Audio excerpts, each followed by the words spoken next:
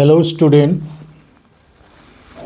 আজ তোমাদের সামনে উপস্থিত হয়েছি 2026 সালে যারা মাধ্যমিক দেবে তাদের জন্য জ্যামিতি পোর্শনের একটা গুরুত্বপূর্ণ ভিডিও হতে চলেছে। 2026 সালে যারা মাধ্যমিক দেবে তাদের ইতিমধ্যে টেস্ট পরীক্ষা হয়ে গেছে এবং তোমাদের এখন শুধু অঙ্কের জন্য শুধু প্র্যাকটিস।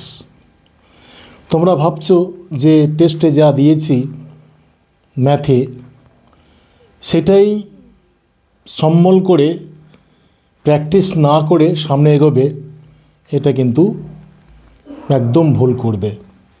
মানে প্র্যাকটিস শুধু প্র্যাকটিস করতেই হবে, প্র্যাকটিস করে কিন্তু তোমাদের পারফেকশনে জায়গায় তোমরা পৌঁছাবে এবং মাধ্যমিক পরীক্ষায় ভালো মার্কস তুলবে। তাই জন্য তোমাদের এই ভিডিওতে গুরুত্বপূর্ণ কয়েকটি জ্যামিতির অঙ্ক তোমাদের সামনে এনেছি। অবশ্যই তোমরা এটা ভিডিও পজ করে টুকে নেবে এবং ভালো করে আমার ভিডিওটা মন দিয়ে ফলো করবে। তোমাদের জন্য এটা বিশেষ একটা স্পেশাল ভিডিও হতে চলেছে। ভিডিওটা শুরু করার আগে তোমাদের বলি, যারা চ্যানেলে প্রথমবারে এসেছো অবশ্যই তারা সাবস্ক্রাইব করো। এরকম আরও আকর্ষণীয় ভিডিও পেতে তোমাদের অবশ্যই এই চ্যানেলটাকে সাবস্ক্রাইব করে রাখতে হবে। যারা ইতিমধ্যে সাবস্ক্রাইব করেছো তাদের জন্য অবশ্যই ধন্যবাদ জানাবো। এবং যদি তোমাদের এই ভিডিও নিয়ে কিছু বলার থাকে এবং যদি কোনো মন্তব্য দেওয়ার থাকে অবশ্যই ভিডিও শেষে মন্তব্য করতে ভুলো না এবং কমেন্ট সেকশানে গিয়ে প্রয়োজনীয় কমেন্টস অবশ্যই দেবে। শুরু করা যাক আজকের এই ভিডিওর মাধ্যমে জ্যামিতির স্পেশাল কয়েকটি অঙ্ক। নাম্বার 1, ও কেন্দ্র বিশিষ্ট কোনো বৃত্তের ব্যাসার্ধ 5 সেমি, ও থেকে 13 সেমি দূরে অবস্থিত পি বিন্দুর দূরত্ব 13 সেমি। এই বৃত্তের দুটি স্পর্শক পিকিউ এবং পি আর বৃত্তকে যথাক্রমে কিউ ও আর বিন্দুতে স্পর্শ করে। পি কিউ ও আর চতুর্ভুজের ক্ষেত্রফল কত? জ্যামিতি এমন একটা ব্যাপার, তোমাকে আঁকতেই হবে। এঁকে তবে তোমার প্রয়োজনীয় যে উপপাদ্য আছে উপপাদ্যগুলো মনে রেখে তোমার এই অঙ্কগুলো করতে হবে। এখানে তোমার হচ্ছে 2 মার্কসের এইগুলো 2 নম্বরে যেগুলো পড়ে সেই 2 মার্কসেরই এই জ্যামিতি তোমাদের সামনে এনেছি। দেখো, ও কেন্দ্রবৃত্তে কোনো একটা বৃত্ত আঁকো।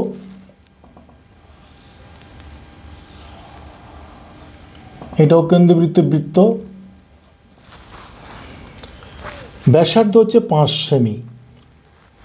ব্যাসার্ধ 5 সেমি, 13 সেমি দূরে, এই যে এখান থেকে 13 সেমি দূরে,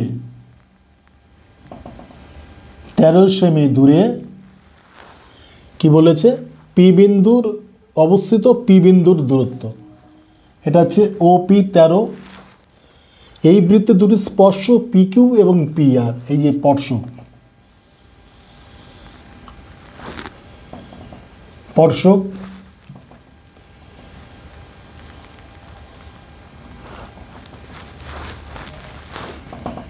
এটা হচ্ছে পি কিউ, এটা হচ্ছে পি আর, দুটি স্পর্শক অঙ্কন করা হয়েছে। বোঝা গেল? তাহলে ওপি 13 আর ব্যাসার্ধ বলেছে এইটা, এটা একটা ব্যাসার্ধ, এটা একটা ব্যাসার্ধ। এর দৈর্ঘ্য কত? 5 সেমি।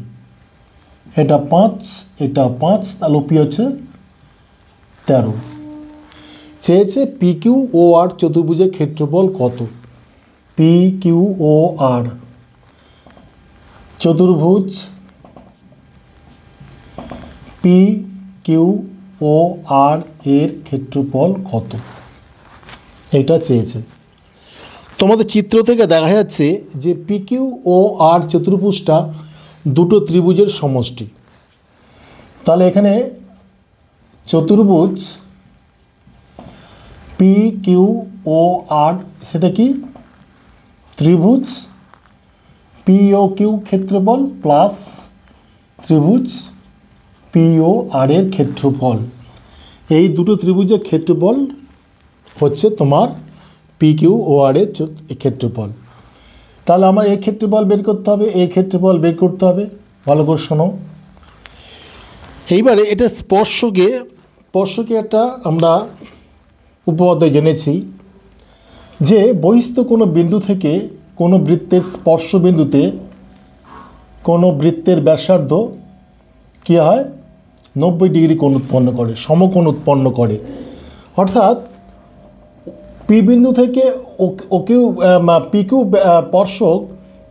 স্পর্শক কিউ বিন্দুতে ও কিউ ব্যাসার্ধ কী হয় না ও কিউ পি কোণেতে কী হয় 90 ডিগ্রি কোণ উৎপন্ন করে। তাহলে লিখতে হবে যেহেতু ও কেন্দ্রীয় বৃত্তের কি লিখছি দেখো, ও কেন্দ্রীয় বৃত্তের পি কিউ স্পর্শক কিউ বিন্দুতে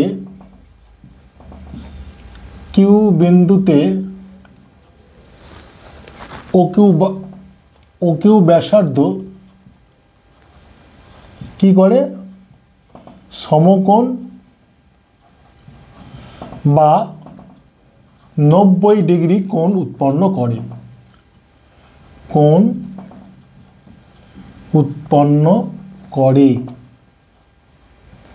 90 ডিগ্রি কোণ উৎপন্ন করে। তাহলে পি কিউ বা ও কিউ পি ত্রিভুজের অ্যাঙ্গেল ও কিউ পি হচ্ছে তোমার হচ্ছে 90 ডিগ্রি। তাহলে পি ও কিউ একটা সমকোণী ত্রিভুজ তৈরি হচ্ছে। তাহলে অতএব লিখব, অতএব পি ও কিউ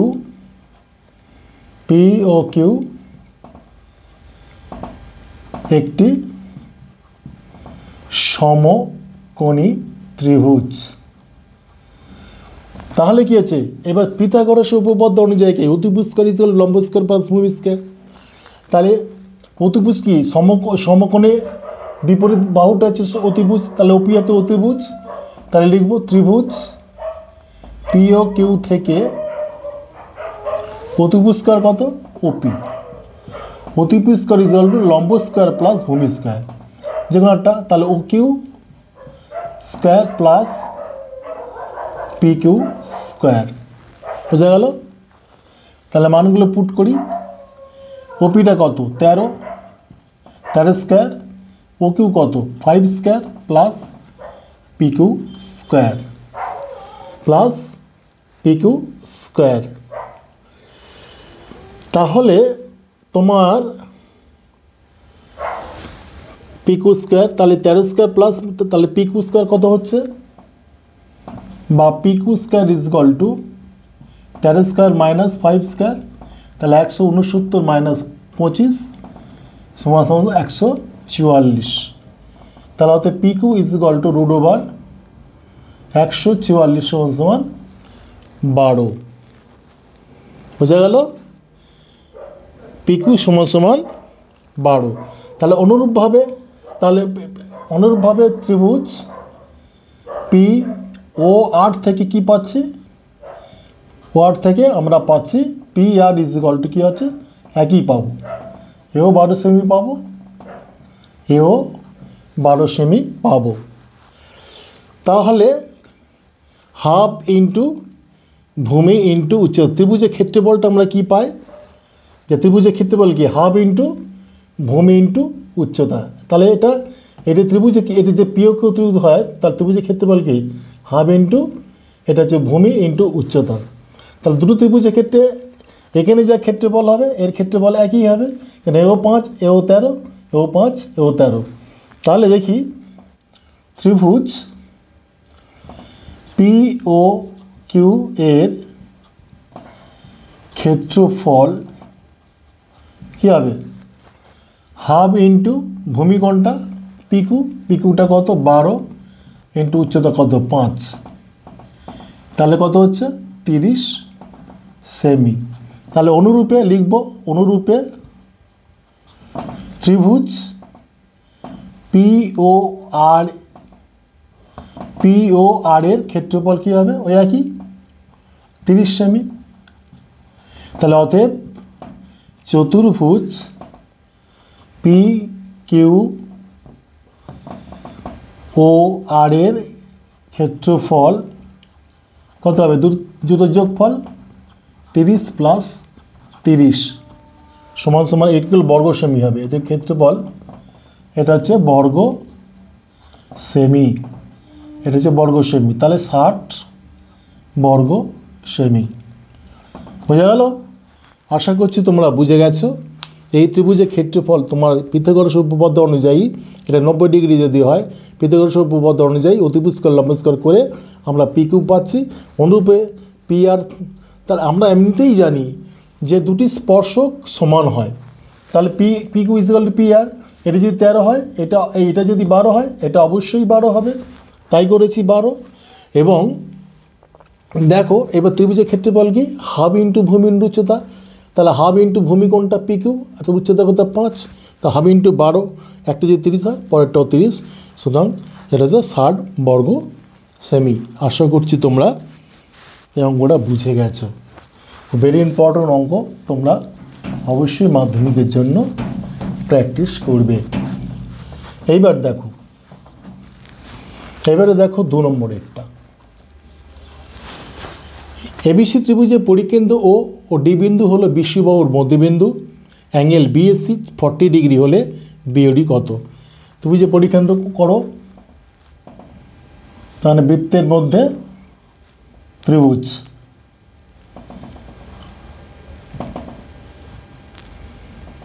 তাহলে পরিকেন্দ্র ও, এটা হচ্ছে ও, ABC, এটা হচ্ছে ও। এইবারে দেখো ডি হলো বিসি বাহুর মধ্যবিন্দু, ডি হলো বিসি বাহুর মধ্যবিন্দু। BAC, তাহলে এটাকে যোগ করি, এটা BOC, আর BAC যদি 40 ডিগ্রি হয়, এটা হচ্ছে 40 ডিগ্রি, তাহলে অ্যাঙ্গেল BOD কত? তাহলে অ্যাঙ্গেল BOD এইটা চেয়েছে, এইটা কত? দেখো এখানে অ্যাঙ্গেল BOD চেয়েছে, তাহলে এইবারে দেখো যেহেতু ডি হচ্ছে বিসি বাহুর মধ্যবিন্দু, তাহলে angle BOD is equal to angle COD, এটা আগে লিখতে পারি।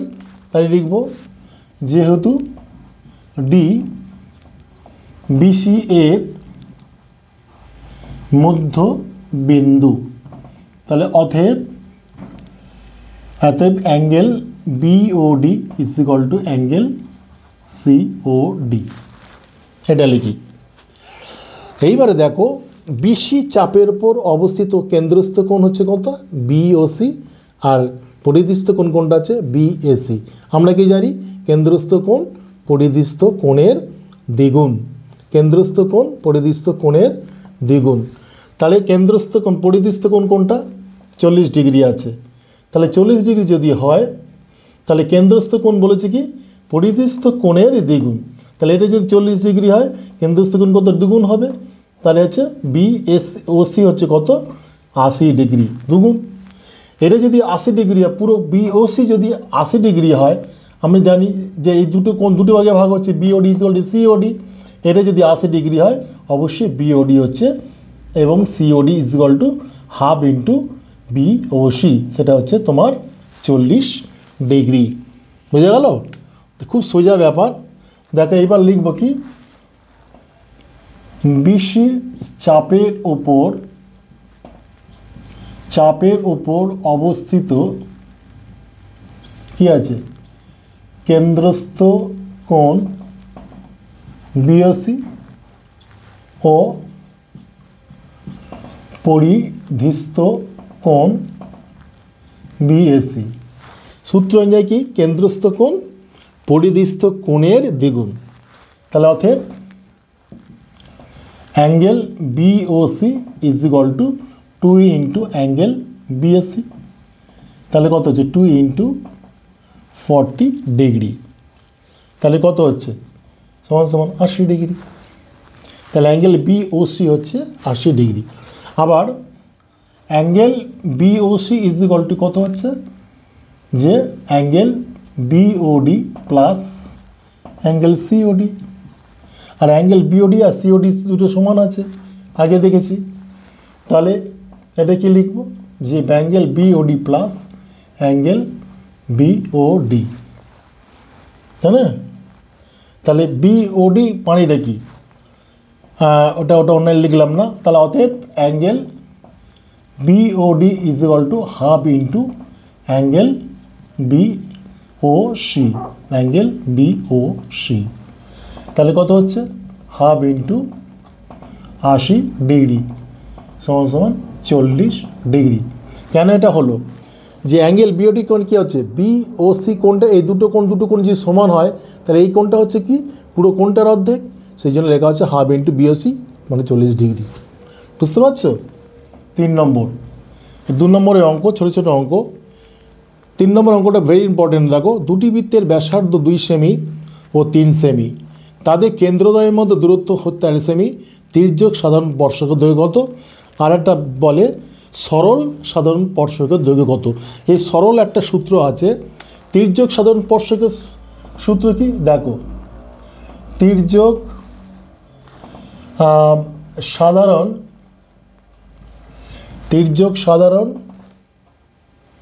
স্পর্শকের দৈর্ঘ্য সূত্র কি, রুট কেন্দ্রদ্বয়ের মতো দূরত্ব থেকে যদি আমি ডি দ্বারা প্রকাশ করি, আর এই ব্যাসার্ধ, এই প্রথম ব্যাসার্ধকে যদি আমি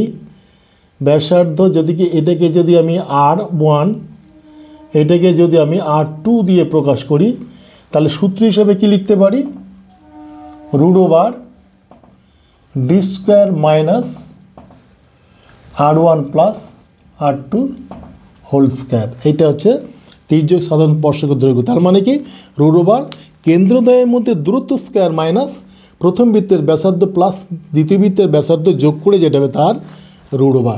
আর সরল সাধারণ স্পর্শকের ক্ষেত্রে কি একই ব্যাপার, শুধু এই মাইনাসের জায়গায় প্লাসটা করতে হবে। যদি সরল বললে তখন কি হবে, এখানে মাইনাসের পরিবর্তে প্লাসটা তোমায় দিতে হবে, বাকিগুলো সব এক থাকে। তাহলে এখানে মানটা পুট করে দিই। তাহলে কেন্দ্রদ্বয় দূরত্ব কত হচ্ছে, রুট 13 স্কোয়ার মাইনাস এখানে কত হচ্ছে 2 প্লাস 3 হোল স্কোয়ার। তাহলে রুট 169 মাইনাস 25, রুট 144 সমান সমান 12 সেমি। এটা হচ্ছে তির্যক সাধারণ স্পর্শকের দৈর্ঘ্য। যদি সরল সাধারণ স্পর্শকের দৈর্ঘ্য নির্ণয় করতে বলতো, তাহলে এখানে আমি যোগ দিতাম, 169 প্লাস 25 হতো, রুট করে যেটা বেরোতো সেটা হচ্ছে সরল সাধারণ স্পর্শকের দৈর্ঘ্য। 4 নম্বরে অঙ্কটা দেখো, বলেছে এবিসিডি আয়তাকার চিত্রের অভ্যন্তরে ও বিন্দু এমনভাবে অবস্থিত যে ওবি ইজ ইকুয়াল টু 6 সেমি, ওডি ইজ ইকুয়াল টু 8 সেমি, ওএ ইজ ইকুয়াল টু 5 সেমি, ও সি এর দৈর্ঘ্য কত? তাহলে আয়তাকার চিত্র, এরা আয়তাকার চিত্র আঁকি। বাবারে, দেখো আয়তাকার চিত্র, এটা হচ্ছে আয়তাকার চিত্র এ বি সি ডি। এই অভ্যন্তরে ও বিন্দুটা এমনভাবে অবস্থিত, এটা ও বিন্দু। তাহলে যে ওবি ইজ ইকুয়াল টু 6 সেমি, ওবি ইজ ইকুয়াল টু এটা 6 সেমি, আর ওডি হচ্ছে 8 সেমি, ওডি হচ্ছে এটা হচ্ছে 8। আর কি বলেছে, ওএ 5 সেমি, তাহলে ওএ হচ্ছে 5 সেমি, এটা হচ্ছে 5, আর ওসি তাহলে কত, এইটা কত? একটা উপপাদ্য আছে, যদি কি বলেছে, এবার যদি বলছে যে এই আয়তাকার চিত্রের মধ্যে ও এমনভাবে যদি অবস্থিত হয় এবং সেটা যদি কর্ণ দুটি, তখন এই কি বলে যে আয়তকার চিত্রে যে দুটি কর্ণ হচ্ছে, কর্ণ ও বিন্দু দুটো কর্ণকে কি করে, দুটি ভাগে বলবো না, দুভাগে ভাগ করে দেন বলবো না, দুটো ভাগে ভাগ করে দিচ্ছে। হ্যাঁ, দুটি ভাগে ভাগ করে দেওয়া ফলে যে সূত্রটা আমরা পাচ্ছি সেটা হচ্ছে কি না, এটা হচ্ছে যে সেই সূত্র হচ্ছে যে OA square plus OC square সমান সমান Obi square plus OD square. এটা প্রমাণ করা যায়, এটা একটা উপপাদ্য। পরীক্ষায় 2 নম্বর যেহেতু প্রমাণ করা দেখা নেই, আমরা উপপাদ্যটা জাস্ট আমি ফেলে অঙ্কটা করে দেব। এবার মানটা পুট করব। ওয়ে কত হচ্ছে 5 স্কোয়ার প্লাস ওসি কত হচ্ছে, ওসিও বার করতে বলেছে, সমান সমান ওবি কত 6 স্কোয়ার প্লাস ওডি হচ্ছে 8 স্কোয়ার, বা 25 প্লাস ওসি স্কোয়ার সমান 36 প্লাস 64, 36 আর 64 যোগ করলে কত হচ্ছে 100, 70 100, বা OC square is equal two 100 minus 25 মানে হচ্ছে 75, বা ওসি সমান সমান √75, তার মানে 3 25 75 মানে 5√3। তার মানে কত হচ্ছে কই গেল, ওসির দৈর্ঘ্য হচ্ছে তোমার 5.3, একক হিসেবে কি আছে সেমি। এটা হচ্ছে উত্তর। বোঝাতে পারছি? কোনো আয়তাকার চিত্রের মাঝখানে কোনো একটা অবিন্দু থাকলে কর্ণদ্বয় দুটি ভাগে ভাগ হয়ে যায়, তখন প্রতিটি কর্ণের যে ভাগ হয়ে যাচ্ছে তখন প্রতিটি কর্ণের বর্গের যোগফলটা আর অপরটি কর্ণের বর্গের যোগফলটা সমষ্টি সমান হবে। তার মানে সেই হিসাবে কি হয়েছে যে ওয়ে সমান সমান, আমরা একবার দেখে নিই মানটা ঠিক ফেলেছি কি না। ওবি 6 এবং ওডি হচ্ছে 8, ওয়ে হচ্ছে 5, ওসি কত, তাহলে সেই হিসাবে লিখেছি যে OA square plus OC square is equal to OB square plus OD square.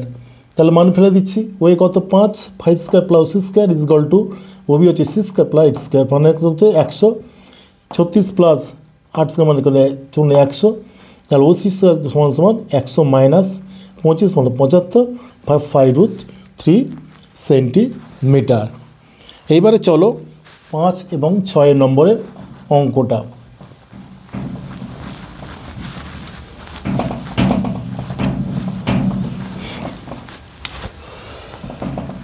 5 নম্বরে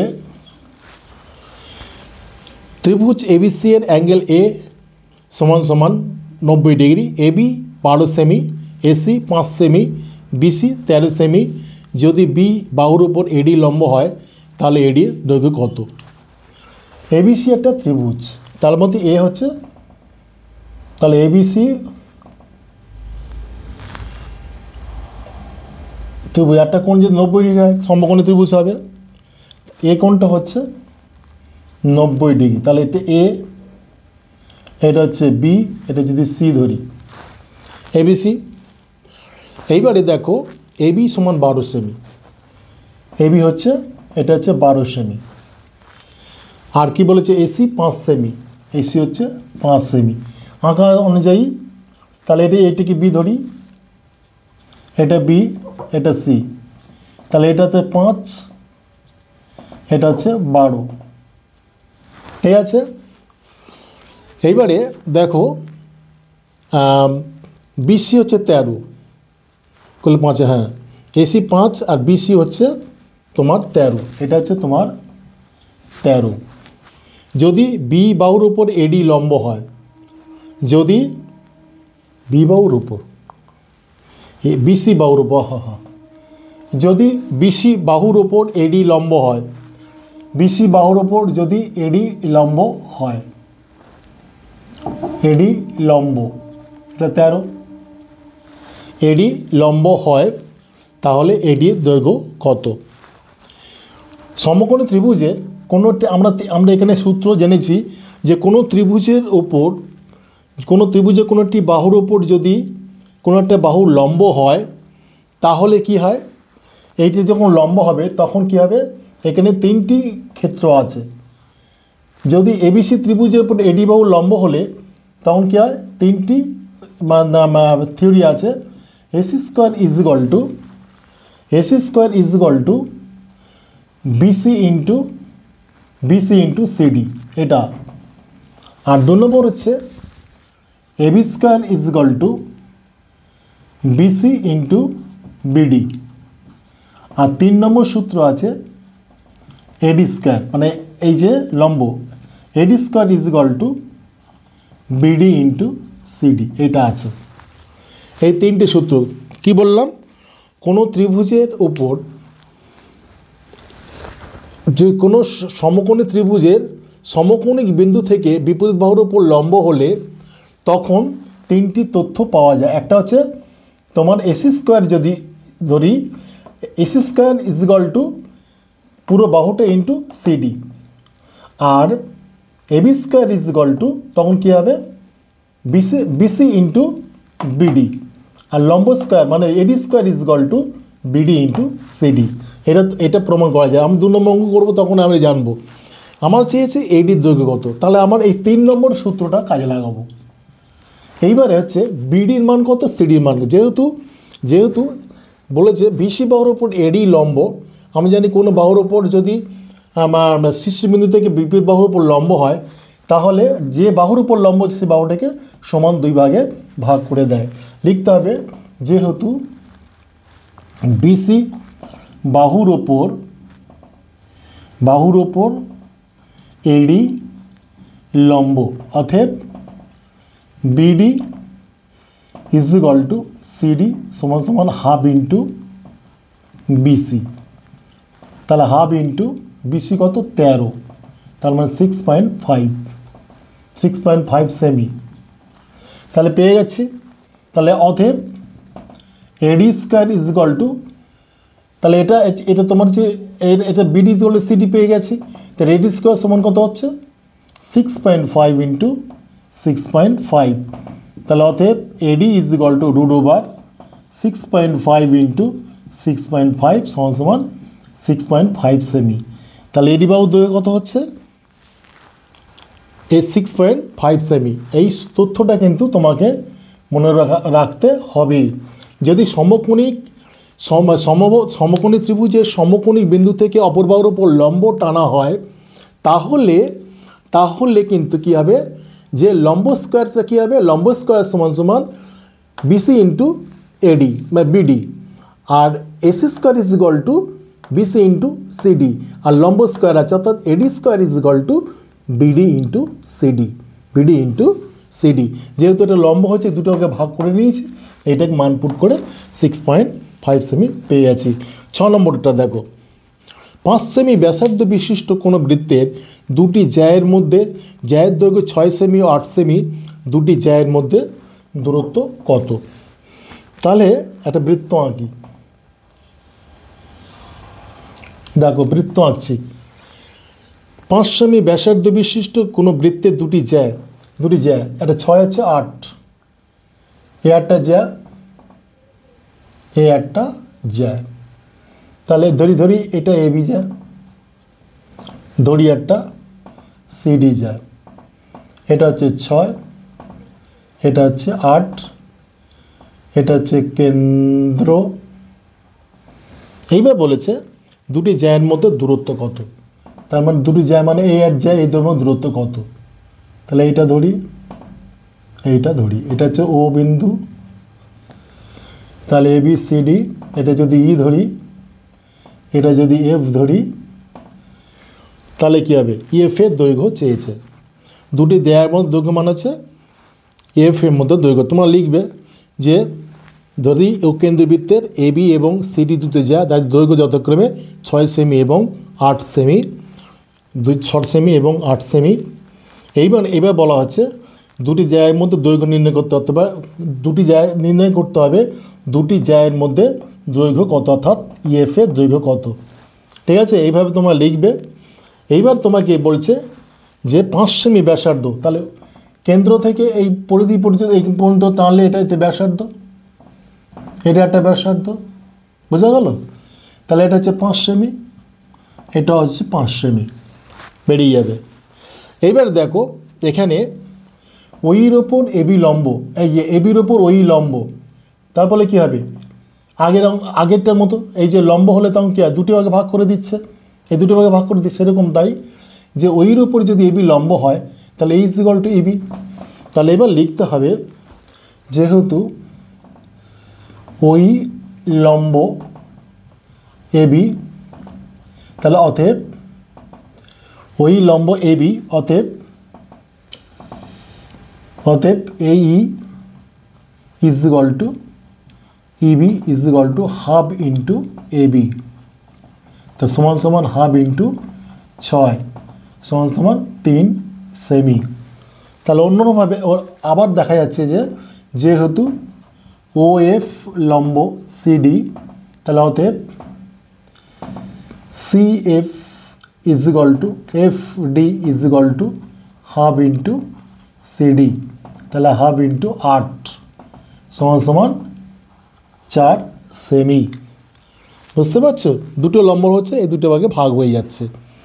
এইবারে দেখো যেহেতু এটা লম্ব, তাহলে এটা কী করছে, এটা 90 ডিগ্রি কোণ তৈরি করছে। লম্ব হলে তো কী হবে, এটা 90 ডিগ্রি কোণ তৈরি করছে, এও 90 ডিগ্রি কোণ তৈরি করছে। এবং পিথাগোরাসের উপপাদ্য লাগাবো, তাহলে এটা যদি হাফ করে দেয় এটা 3 হচ্ছে, এটা কিন্তু 4 হয়ে যাচ্ছে। এটা 4 5 হলে এই বাহুটা পাবো, এই বাহুটা পাবো। তাহলে এখানে লিখব যেহেতু এটা যে লম্ব হচ্ছে এটা 90 ডিগ্রি কোণ তৈরি করছে, তাহলে লিখব ত্রিভুজ, না লিখতে হবে 90 ডিগ্রি কেন, লিখতে হবে যেহেতু ওই লম্ব এবি ও ও এফ লম্ব সিডি, অতএব angle O EB is equal to angle O F D is equal to 90 degree. এটা বলতে হবে, নাহলে তুমি পিথাগোরাসের উপপাদ্য কীভাবে কাজে লাগাবে, এইবার তুমি কাজে লাগাতে পারবে।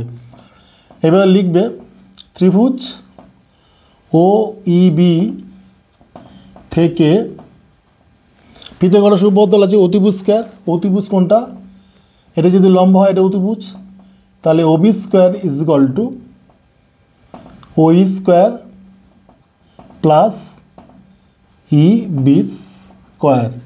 ব্যাকে লিখে দেয় পিথাগোরাসের উপপাদ্য সাহায্যে, পিথাগোরাসের উপপাদ্য অনুসারে এটা তোমার লিখে দেবে, আমি অত লেখাচ্ছি না, আমি জাস্ট উল্লেখ করলাম। তাহলে এবারে মান পুট করো। পা ওবি কত হচ্ছে, ওবি হচ্ছে 5 স্কোয়ার সমান সমান ওই কত, ওইটা আমার চেয়েছে, তাহলে ওই স্কোয়ার ইজ প্লাস ইবি কত, ইবি হচ্ছে 3 স্কোয়ার। তাহলে অতএব ওই square is equal to 25 minus 9 সমান সমান 16, অতএব ওই ইজ ইকুয়াল টু √16 সমান সমান 4 সেমি। তাহলে অনুরূপভাবে এই ত্রিভুজ থেকে পাচ্ছি। এবার এখানে চলে আসি, তাহলে ত্রিভুজ, এবার তোমরা এখানে চলে আসবে, আমরা এখানে ক্যালকুলেশন করছি। ত্রিভুজ কী আছে, ও এফ ডি, তাহলে ও এফ ডি থেকে কী পাচ্ছি, দেখো ও এফ ডি থেকেও তাই অতিভুজ স্কয়ার ওডি স্কয়ার, তাহলে ওডিটা কত 5, তাহলে OD square is equal to O F square plus F D square. তাহলে বা ওডি কত 5 স্কয়ার সমান সমান ও এফ আমার করতে বলেছে, O F square plus F D কত হচ্ছে 4 স্কয়ার। তাহলে বা O F square is equal to 25 minus 16 সমান সমান 9, বা O F is equal to √9 সমান সমান 3। আমার চেয়েছে কি, আমার চেয়েছে ই এফ, তাহলে অতএব E F is equal to ওই প্লাস ও এফ, তাহলে ওইটা কত 4 প্লাস 3 সমান সমান 7 সেমি। তাহলে দুটি কেন্দ্রদ্বয়ের মধ্যে দূরত্ব কত, দুটি জায়ের মধ্যে দূরত্ব কত 7 সেমি। তোমাদের এই মাধ্যমিকের জন্য অবশ্যই এগুলো ইম্পর্টেন্ট অঙ্ক আমি বেছে বেছে তোমাদের সামনে হাজির করেছি। তোমরা অবশ্যই ভিডিও পজ করে এটা টুকে নেবে এবং আস্তে আস্তে বুঝে নেবে। তোমাদের আমি ভালো করে বোঝাতে পেরেছি আশা করছি। ভিডিও শেষ করার আগে আবারও বলছি যে যদি প্রয়োজনীয় কোনো মন্তব্য থাকে অবশ্যই তোমরা কমেন্ট সেকশানে গিয়ে প্রয়োজনীয় মন্তব্য করো। যারা এই চ্যানেলে নতুন আছে, শেষবারের মতো আবার বলছি, তোমরা অবশ্যই চ্যানেলটাকে সাবস্ক্রাইব করো, বেশি বেশি করে লাইক এবং শেয়ার করো, যাতে হবে পরবর্তীকালে আমি ভিডিও করতে আরও উৎসাহিত হই, নতুন নতুন আকর্ষণীয় ভিডিও তোমাদের সামনে উপস্থাপনা করতে পারি। আজ এই পর্যন্ত।